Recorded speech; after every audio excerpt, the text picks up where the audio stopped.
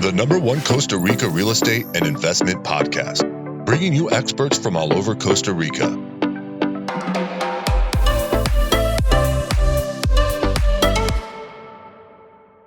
Good morning, guys, and welcome to episode 103 of Costa Rica Real Estate and Investments with me, your host, Richard Begson.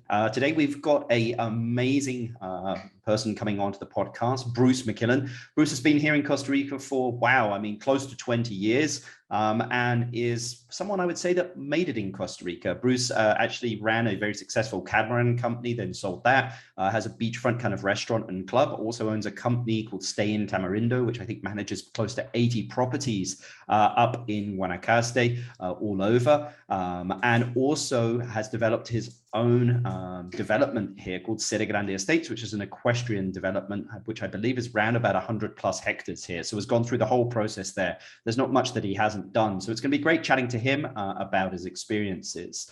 Remember, guys, if anyone needs any help or wants to talk to us, they can. We focus more on kind of helping people make the right investments or relocating here to Costa Rica, and also have a department within the business also that does project management for development and also building of homes as well. So you can contact us, info@investingcostarica.com. That's info@investingcostarica.com. Just send us a quick email. We'll respond back and kind of organize a time. As I said, I got 15 minutes for everyone. So more than happy to chat with anyone about what they'd like to chat with. But anyway, let's get straight into the podcast. Good morning, Bruce. How are you doing? Hey, I'm excellent this morning. It's beautiful. Yeah. Well, I really appreciate you taking the time to join us here on the podcast. I know that you're up there in Hacienda Pinilla, if I'm correct, right? Correct. Yeah. So it's and you are where? I'm in Heredia at the moment. I usually bounce around. I'm in Heredia, but then tomorrow I go to Playa Hermosa in Punta Arenas, and then actually further up north to Guanacaste the next day. So kind of a little all over the place at the moment. Oh, excellent. Yeah, it's nice up in the hills there. In Heredia, it's a little chillier. It's cooler. This time of year, it's nice here though. It's even the temperature drops, the ground gets really wet, and it's the most comfortable time of year. Yeah, I like Guanacaste this time of year, and it's also green. It's lush green, and some people are like, I can't believe that this place goes brown, like completely brown, and it's kind of becomes a dry forest. Yeah, it looks like Southern California for 4 or 5 months of the year. Nobody can believe that it's a tropical rainforest when it's dry, and no one can believe it's dry when looks like it does now, because it looks like it grows like this. It looks like the Amazon around here. And the transition is incredible. The leaves drop. Wow. Yeah. Wow. Go ahead. No, I was going to say, you've been here in Costa Rica for a while now, Bruce. How many years have you been here now? About almost 20. I moved here in 2003. We came for a year. We did it. I sold my practice in the States, and we came for a year on a sabbatical, and we never left. Well, good for you. Good for you. Yeah, we just it was great. It was an exciting place. There was a lot happening. There were people moving here and raising their families like they were living in North America. They weren't living off the grid, becoming gypsies. They were, like peers from back home, but they were living here. And yet this place was incredibly rural. We didn't have an airport in Liberia. We didn't have an auto mercado. We shopped out of these little supers that were like hotel gift shops, and if we wanted to get groceries, we drove to San Jose. And then little by little, the airport opened and things started to happen, and it's just been, it's been really nice. So it was nice to be that rustic, and then it was nice to be relieved with new services too. Well, so it's really become the big city since then. You've been here 20 years, but since the pandemic, what changes and trends have you seen that you think are probably here to stay? Well, I know we're going to talk a lot about investment, so that definitely necessitates talking about real estate. So I'll tell you the biggest trend we saw was, post 2008 financial crisis. We didn't see a lot of movement here. We didn't see a lot of residential arrivals. We saw a few, but not a lot. And the investment here was driven by speculation. People wanted to buy because this was a booming area. We saw huge tourism growth, but we didn't see as many people moving here as we did prior to 2008. So lots of speculation, lots of growth, lots of sales. Most of it was for the rental market, a small amount of residential relocation. And then when COVID hit and the world shut down, we actually ended up with a whole bunch of people who were renting here that ended up staying during the crisis. And then they actually became residents. I mean, a lot of people were on vacation, got stuck, and then never left. And then a lot of people in the States were like, I want to get out of the urban centers, and as they did in so many places, and they came here. So we've had an explosion of residential interest here. So there, prices have gone up because people were buying for themselves, not for return on investment. And moving here, the school enrollment has skyrocketed. People are moving here like crazy now, and there's a whole shift in the demographics of who lives here, and it's really been a very good one, to be honest. And it continues. People with the when everyone was forced to work at home, go online at home, for school at home, everybody decided, hey, I can live anywhere, and so why am I living where I'm living? Why don't I live in Guanacaste? And I'm sure that phenomenon happened everywhere, but it certainly happened here, and that trend really changed things. And then, so we've had a secondary real estate boom, which we hadn't had in a long time. And 2008 happened, and there was a major collapse, and the market really never came back. When the U.S. market rebounded, we did not. We were in the flat, no man's land market for until probably 2017, and so we had a lot of catching up to do. So a lot of new residents, a lot of new people, a lot of people are suddenly arriving here. Our population is growing like crazy. Our weights at the intersections are exploding. All of a sudden, our infrastructure is being tested. But it is making it a richer area. I do enjoy living in it through these changes, except for the new traffic. Well, Bruce, I mean, you've done quite a few things here in Costa Rica. I have the utmost respect for you for what you've done. But is it possible to give the audience an overview of kind of of your experience here in Costa Rica? Yeah, definitely. I'm originally a chiropractor. I practiced in San Diego for many years. I was a real estate investor on the side. I bought apartments and whatnot. And we moved here in order to take a year off, and I just thought, okay, we'll look around and see what comes up. First thing that came up was I ran into a catamaran sailing tour that the guy had just arrived. His mother was diagnosed with cancer. He had to leave, so he hadn't even put it in business. So I bought the Lazy Lizard, and I opened that up in business for 5 years and ran a catamaran sailing tour. So it was very similar to running a practice back home. It was just a different product, and so the entrepreneurial spirit sort of became the way to go here. And honestly, you have to be an entrepreneur in Costa Rica because so many people can't bring their jobs here, or if they do get a job, unless they're online, but if they do get a job here, the wages are just not going to keep up with what they need to make, to live.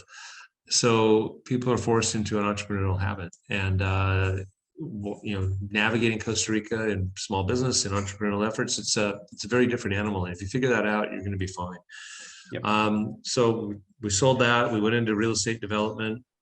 2008 hit, froze all of those efforts and energies. But part of our real estate project was to do a beach club. So we ended up opening up our beach club restaurant, which is now Ponga's. That has been a big success, and I'm really happy with that and really grateful for that. And we went ahead and built, we're basically building in El Tesoro next door to Tamarindo Heights at the entrance to Tamarindo. And we tried to launch that development. So we built 6 units for sale, and there was no market. They just wouldn't sell. So we turned our attention to renting those units so that they would have an income, so that the income would drive the sale. And that worked. So all of a sudden we had a good rental program, and that we built on that. That became my next business, and we've been running that ever since.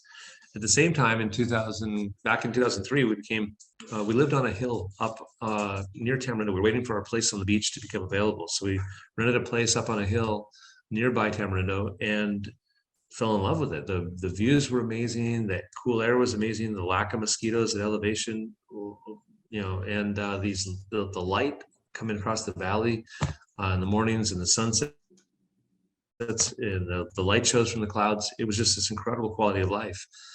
Then we left there and got our place on the beach and realized that the quality of life was a fraction of what it was up on a hill. And I'm like, what are people chasing? So we got to the beach and all of a sudden we've got mosquitoes outside. We have to use the air conditioner. It's much hotter. The airflow is not there. And we became obsessed with this idea that you could live on a hill and have a view. And so we started looking for properties that were close to the water, but had hillside and view and airflow and all the things we discovered. And so we purchased in that year a farm out here just behind Hacienda Penina called Cerro Grande. And we have 105 hectares out there, and it's got lowlands and highlands and middlelands and all that. It's got beautiful views. It's got all those conditions we were looking for. At the same time, back in those days, we had 3 small children. And, I think my youngest was 6 months when we moved here. My oldest was 6 years old. And again, there was no infrastructure here, no sidewalks. You couldn't use a stroller in town. Shopping was a nightmare. So while I was thriving, my wife was really having a hard time. So I discovered horseback riding. So I brought her to Flamingo Equestrian back then. And this great instructor, Amanda, was teaching horseback riding, and we got her to horseback riding, and she started learning dressage and jumping and all that. And it was the greatest thing in the world, because all of a sudden she fell in love with something in Costa Rica that she probably couldn't have back home.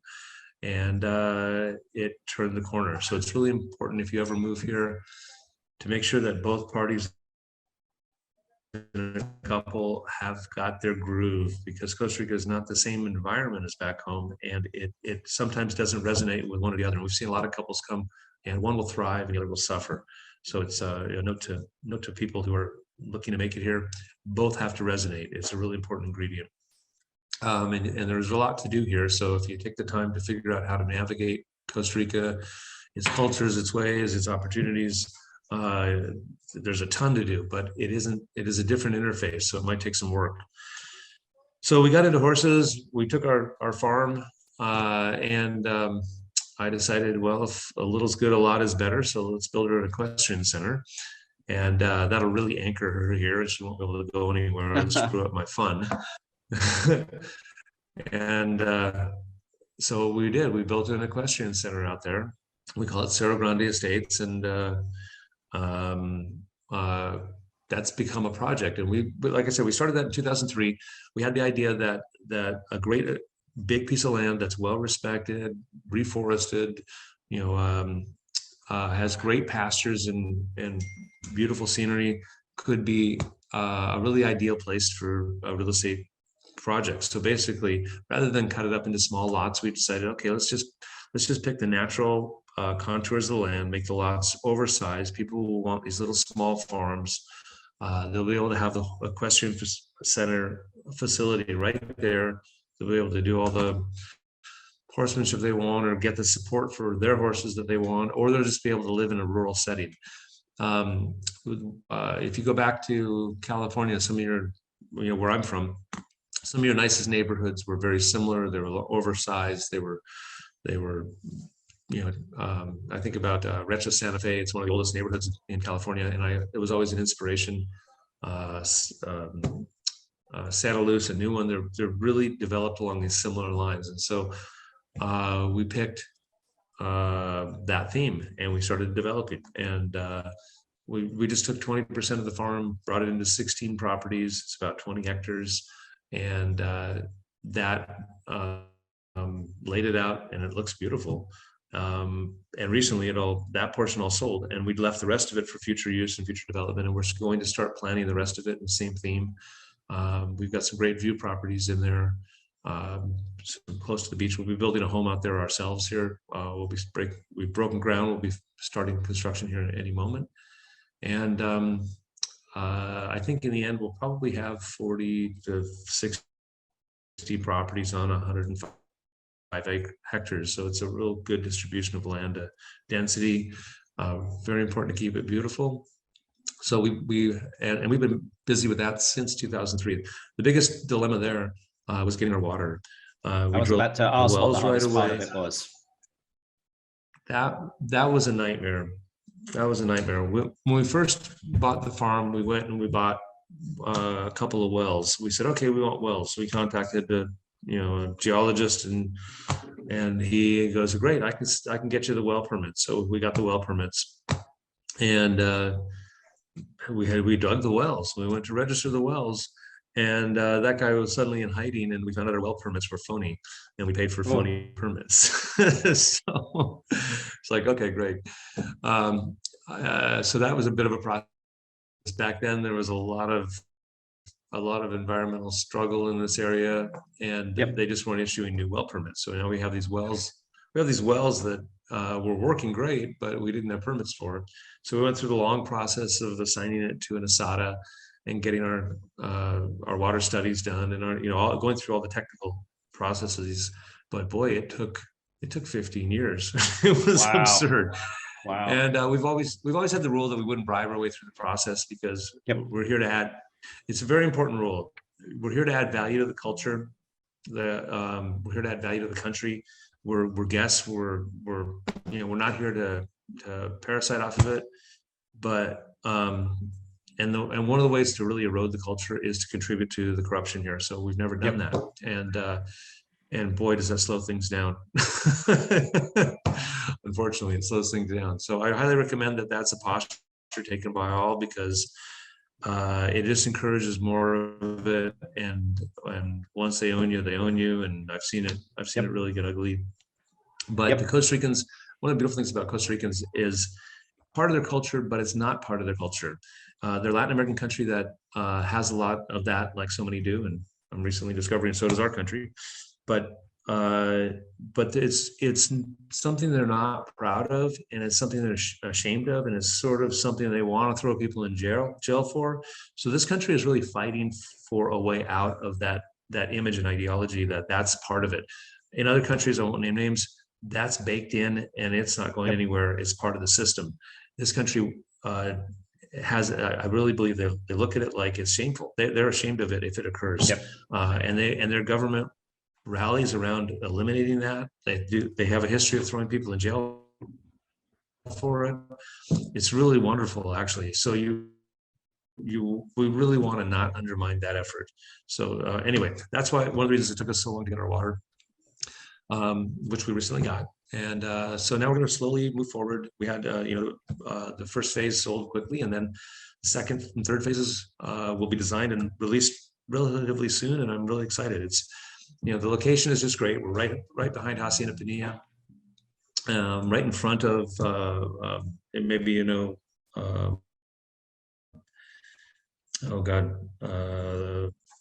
Caña Fistula area. They're in front of that. You come to us from the Pinilla side, so it's really good proximity to Pinilla, Avianas, Tamarindo. It's really easy to get to, and I think you've been. It's beautiful. I mean, I was blown away when I went to it. Just the views, on those hills.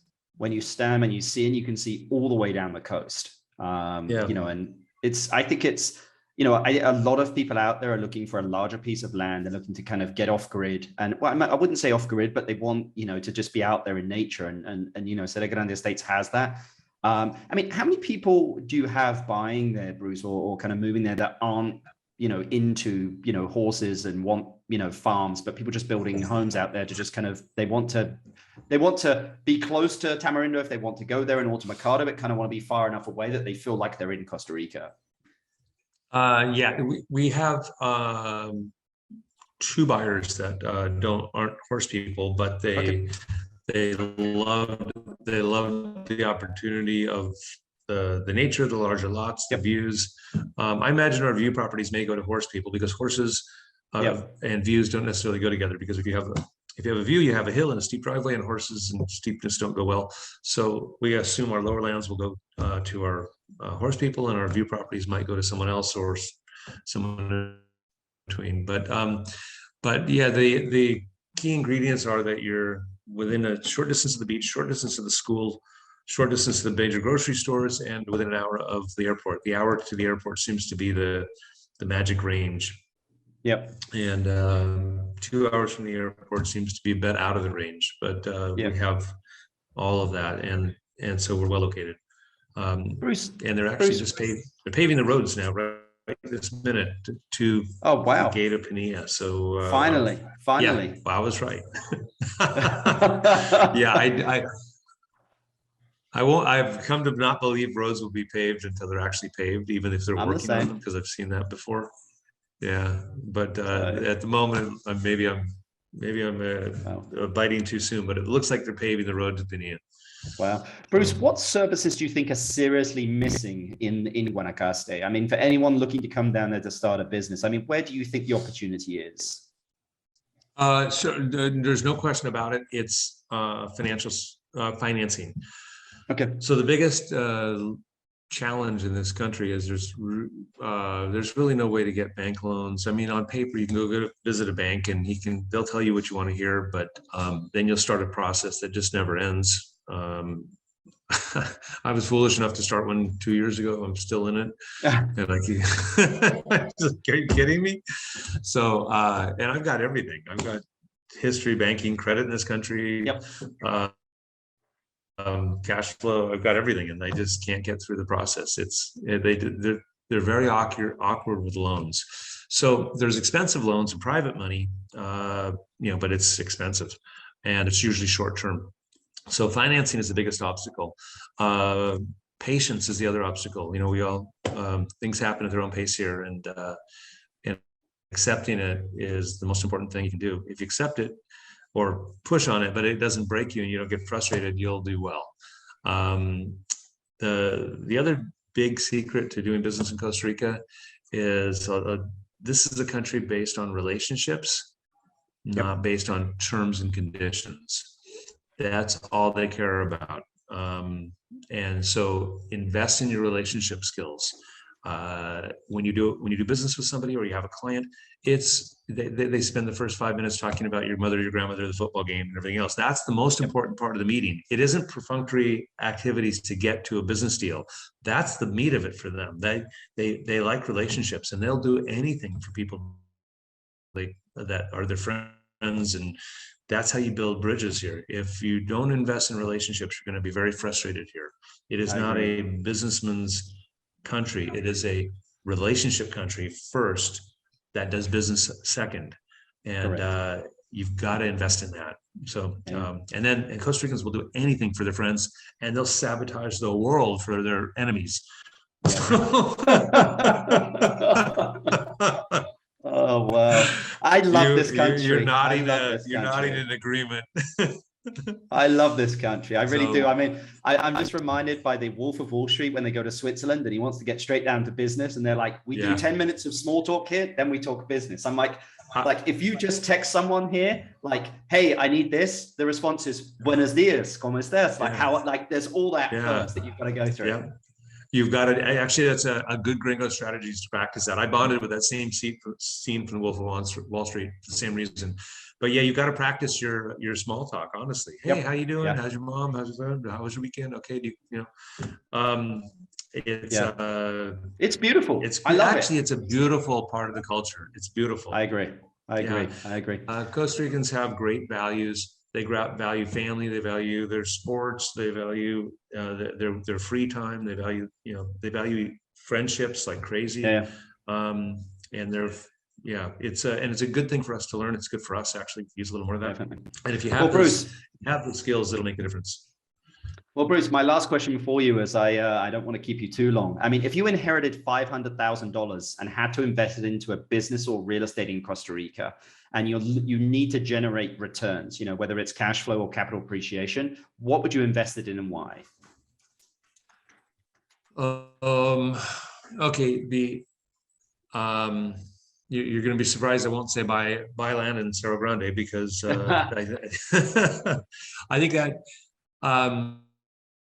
I guess if you I would do two things would come to mind. Number one would be a piece of real estate that is well positioned that will make income, and it's not just any piece of real estate. I would buy something that is